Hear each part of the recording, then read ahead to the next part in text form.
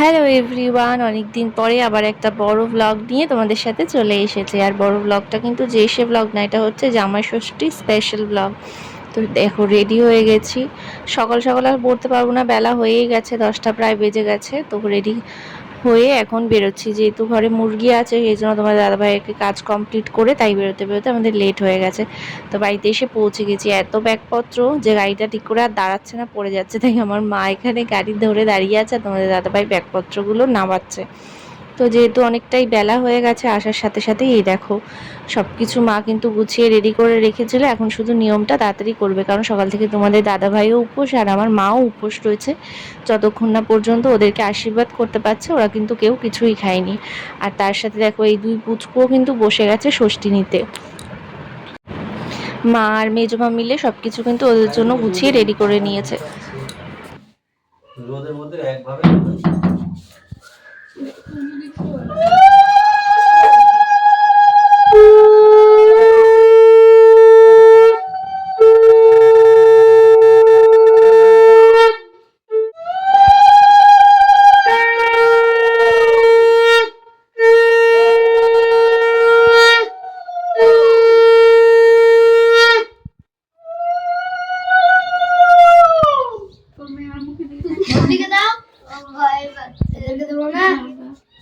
নাবি দাও, মাথা থেকে ওগুলো নাবি ফেলো। শুধু পদে খাবার খাওয়া যায়, খান পরে দাও। ধান দিতে লাগবে। এমনু ধানগুলো মাথা নিচু করে সাজাও তুমি, এই যে মাথা নিচু করে ধানগুলো সাজাও।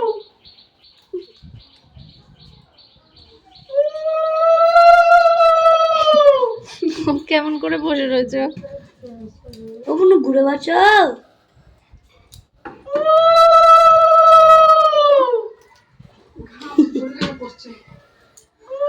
হয়েছে না?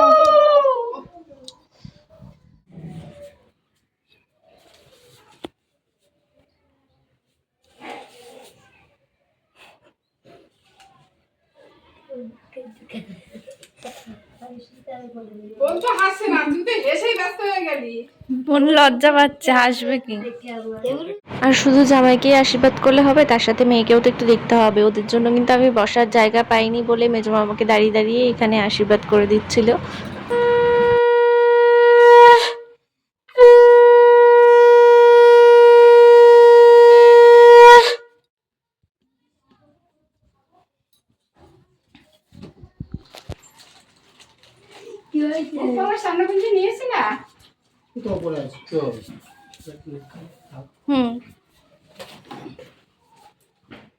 এবার হচ্ছে জামাইদের খাওয়ার পালা। একে তো সকাল থেকে তোমাদের দাদাভাই উপোস, তারপরে এখন এই মিষ্টি আম টাম এত কিছুও খেতে পারবে না, তাই অল্প করে খেয়েছিল।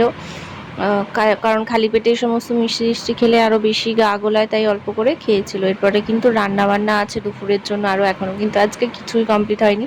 মা সবটা কিছু আমাদের দিকে তাকিয়েই বসে আছে, কারণ আজকে যা রান্না হবে সেটা আমার মা রান্না করতে পারে না। তাই জন্য মা যতটুকু সম্ভব হয়েছে জোগাড় যন্ত্র করে রেখে দিয়েছে। এবার বাকিটা কিন্তু তোমাদের দাদাভাইয়ের দায়িত্ব। আসলে আমাদের মধ্যে এরকম কিছু নেই যে ষষ্ঠী বলে আমার মাকে রান্না করে সাজিয়ে গুছিয়ে দিতে হবে।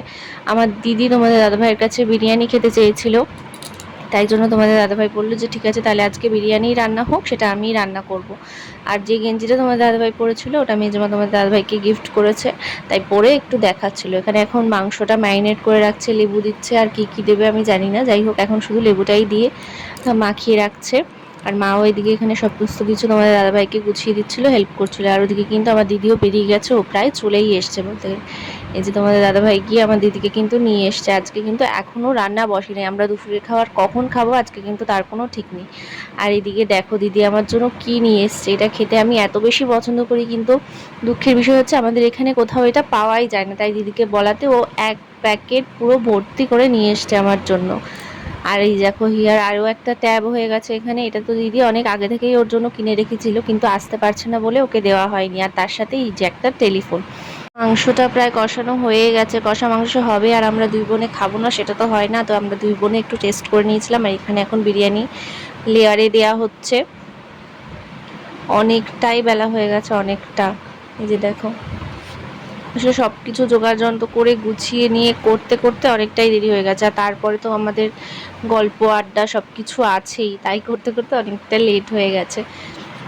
তো এই হাঁড়িটা এখন দমে বসিয়ে দেবে। দু জায়গায় করা হচ্ছে, অনেকটা যেহেতু রাইস, সেই জন্য এই একটা হাঁড়িতে হচ্ছে না। এই একটা হাঁড়ি আগে দমে বসিয়ে দেবে, এরপরে আরও একটা হাঁড়ি দিয়ে তারপর রান্না কমপ্লিট হয়ে যাওয়ার পরে আগে বাচ্চা কাচ্চাগুলোকে বসিয়ে দেওয়া হয়েছে। জামাইরা অপেক্ষা করেই থাক, জামাইদের আজ যে পেটের খিদাটা একটু বাড়ুক, তারপরে দেরি করেই খাবে।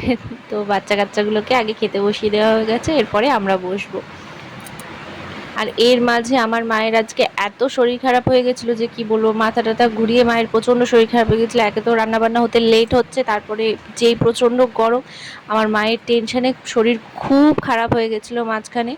তারপরে এখন একটুখানি ভালো আছে, তাই সবাইকে উঠে খেতে দিচ্ছে। শাশুড়ি ষষ্ঠী, শাশুড়িকে জামাই সাজিয়ে দিয়েছে দেখো।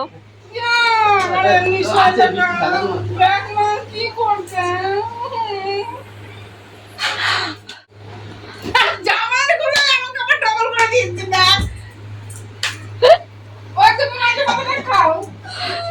এখন আবার মাছের মাথা খাচ্ছে।